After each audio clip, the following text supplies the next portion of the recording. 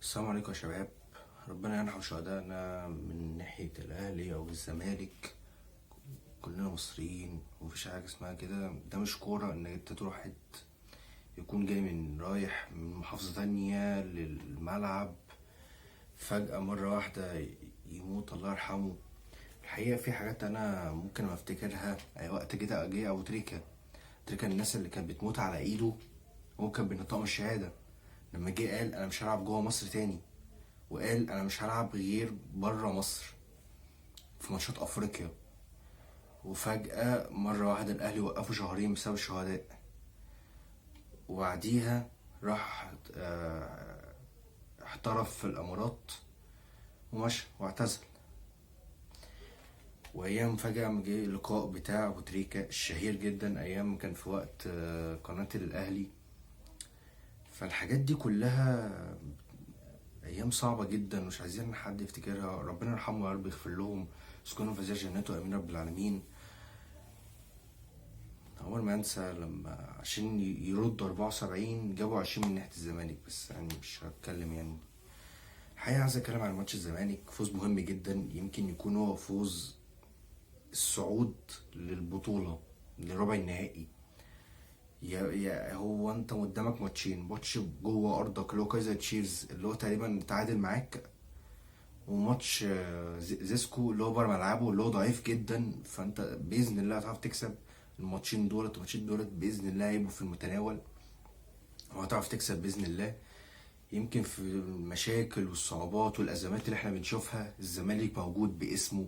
هو موجود باسمه، بس هو اول مجموعه عشان اسمه الزمالك. ده حاجه كبيره جدا قوي يا جماعه، ودي اللي خلت ان هو اول مجموعه، خلت ان هو بينافس على الدوري لحد دلوقتي بفرق نقطه من اهلي، وفرق 4 نقط من البيراميدز. فهي كل حاجه جوه الملعب. الحقيقه عايز اتكلم عن ماتش الزمالك والمصري. نبيل الكوكي كان بيعمل حاجه حلوه جدا، وهي ان انا اول مجموعه لو اتعادلت مع الزمالك فدي حاجه حلوه، ان هو عارف فرقه الزمالك وعارف ان انا بقالي 3 ماتشات مش عارف اكسب الزمالك، مش عارف اجيب فيه جون. ده اول جم بعد 4 ماتشات. فانا قلت ان انا هقفل المساحات ومش هخلي حد يهاجم، مش هخلي حد قصدي يهاجم عليا. فايه خلت ان واحد زي ادم الكيد مش موجود، لانه عامل بالظبط كده. لو انتوا فاكرين زي قفشه، اللي هو انا واحد في المساحات وكده انا موجود، مش في مساحات الحتت فاضيه، لا. او يعني هو عارف ان هو يتحرك. انما ماتش المصري هو انا ماسكني 3 4، انا عارف اتحرك ازاي. اللي بيعرف يعمل حاجه واحده هو واحد بس وماشي، ناصر ماهر. لو حد يفتكر لما كان فايق قوي في ماتش بتاع جوميز التعادل، لما كان بيرقص وكان بيعمل كوره حلوه والناس هم اصلا ماسكينه. كان ايام وقتها علي ماهر اللي كان ماسك، كان مقفلين على ناصر ماهر. قعد حته بصه كده انفراد لكل مشلاك وجن ضيعه. حد يفتكر يعني. فنبيل الكوكي كان بيقول انا عايز اطلع بنقطه، فجيب طريقه عشوائيه جدا من الزمالك اللي هو كانش عارف يطلع بالكوره ولا يبني هجمات كويسه. فكان بيعمل ايه بقى حضرته؟ كان بيعمل ايه بقى سيادته؟ كان انا والله هعمل كوره عشوائيه جدا. فجاه مره واحده وانت جوه ال 18 ونبيل كوكي بيدافع، فجاه انت ضربه جزاء جت من شيكو بنزا، سواء هتيجي تسجلها. فجاه حصل برضو حاجه مقرفه جدا، وهي ان انا هرجع ورا تاني. انا هرجع ورا. طب ليه هرجع ورا؟ ماليش دعوه، انا هرجع ورا من ايام يانيك فريرا. فده مش هقدر ان انا احاسب معتمد جمال ولا اي حد ان هم بيرجعوا ورا بمزاجهم. هرجع ورا عشان ما حدش يسجل عليا. فلما رجع ورا جت ضربه جزاء من وحي الخيال، طبعا ضربه جزاء مش صحيحه اطلاقا، هدف التعادل. وانا انبسطت الصراحه، عشان انا لو شفت الماتش كله دفاع، انا بيفكرني ماتش الاهلي والزمالك.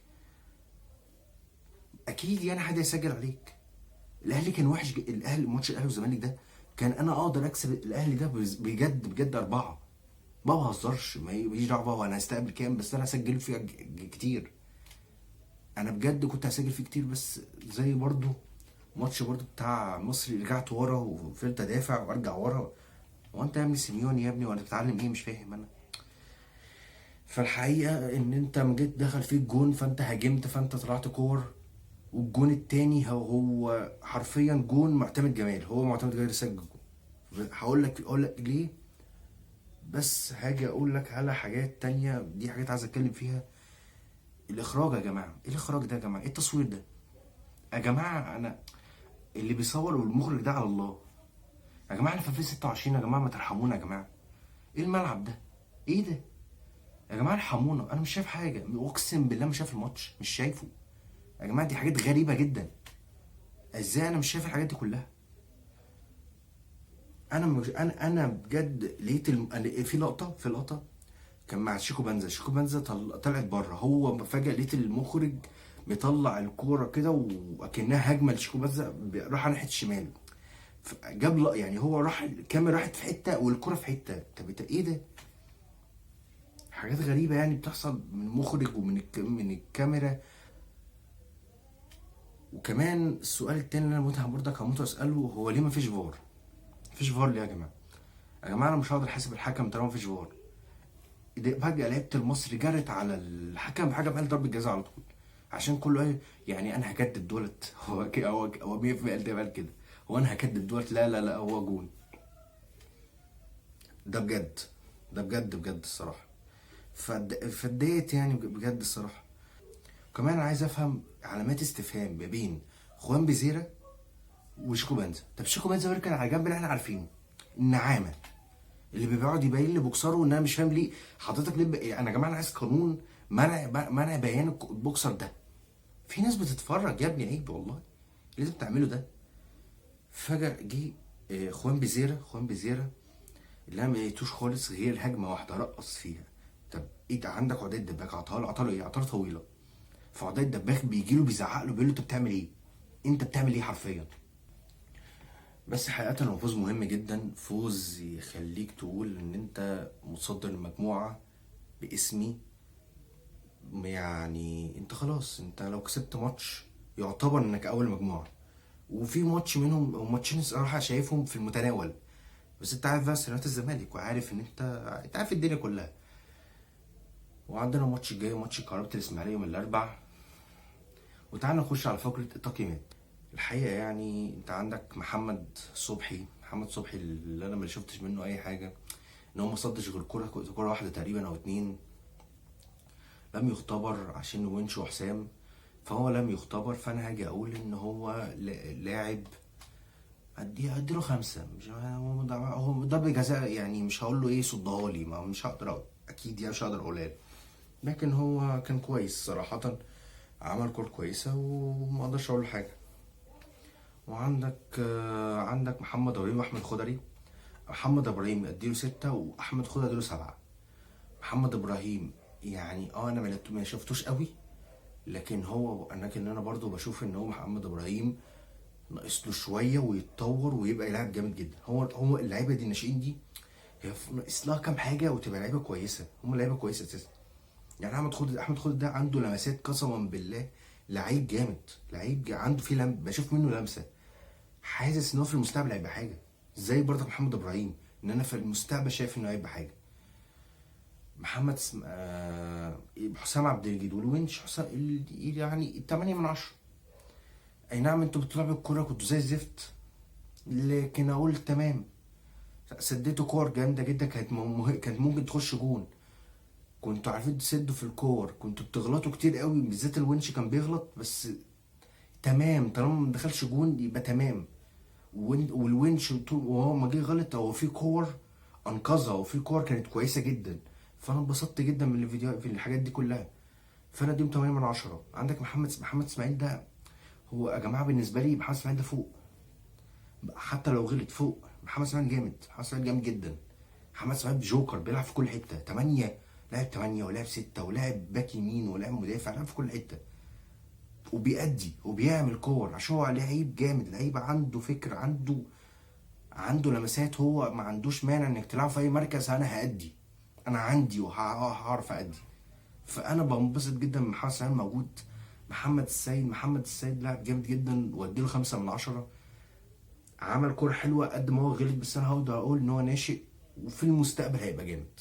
يعني هو مش اللاعب اللي انا هلعب خلاص اساسي، بس لاعب جامد ولاعب واعي. وعندك ادم كده اديله 4 من 10، اديله 6 من 10 عشان اسيست، بس هو ما عملش اي حاجه في الماتش. اللي زي ما انا قلت لك ان هو نبيل كوكي بيقفل مساحات، فادم كان مش موجود، ما شفناش منه لمسه، ما شفناش منه اي حاجه، انه مش موجود. فشفناهوش غير في الضربات الركنيه اللي انا انبسطت منها جدا قوي، والحمد لله ان عرفنا نجيب منها جون. وان انا برضك لسه هقولك استنى على جون، على الجون ده لسه هحكيهولك. بس انت عملت حاجات كويسه جدا. عندك شيكو بان صفر، خوان بيزيرا صفر، علامات استفهام واضحه جدا يعني بينهم هما الاتنين. يعني لا، انا مش شايف منكم حاجه، بجد بجد انا مش شايف منكم حاجه. وعندك عدي الدباغ، عدي الدباغ اللي انا شايف ان هو في المستقبل، في المستقبل هيبقى اللي هياخد البرايم بتاعه معانا في الزمالك. برايم عدي الدباغ الجامد. لان عدي الدباغ بتلاقيه فتره عن فتره بيتطور، بتحس ان هو بياخد الثقه بتاعته. لان عدي الدباغ لو حد يفتكر في الامارات وقطر كان فوق قوي، وبعديها لما احترف بقى في اوروبا وكده خد دروب واضح قوي، نزله. بس هو بستيل هو لعيب جامد، لعيب جامد جدا، ولعيب انا شايفه في المستقبل هيبقى جامد. طب ليه الجون هو ليه الكابتن معتمد جمال؟ طب انا هقول لك بقى. هو لو شفت التبديلتين من شيكو بنزا وخوان بيزيرا لما جه طلعوا ونزل مين؟ احمد شريف وناصر منسي. هو الاثنين مهاجمين. احمد شريف بدل ما هو كان وينج، هو راس حربه.